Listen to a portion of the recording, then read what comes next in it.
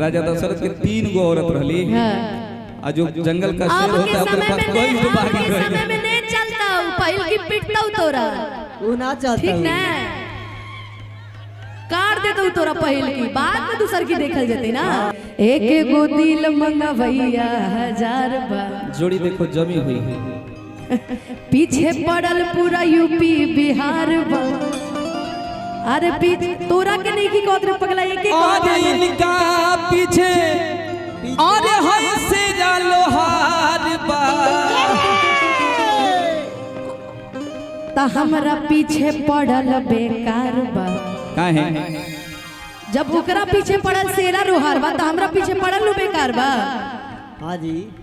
शेर जो होता है कौन एगो शायरी रही दीपक भैया कि जब हरी सिग्नल हमरा के देखैले रहा तो दूसरा ट्रेन कैसे पार हो गई उहे सेम शायरी शूट करता। राजा दशरथ के 3 गो औरत रहली। आ जो जंगल का शेर होता है अपने पास कोई भी बाकी समय में नहीं चलता हूं पहिल की पिटता हूं तोरा वो ना चलता ठीक ना काट देता हूं तोरा पहिल की बाद में दूसर की देखल जते ना इतना कहले पे सिद्ध होता कि तुम्हारे अंदर कुछ बात तो इतना बात करत है काहे से कि हम देखा था नीनू चपकल यही से कहनी है तहां के दुख होता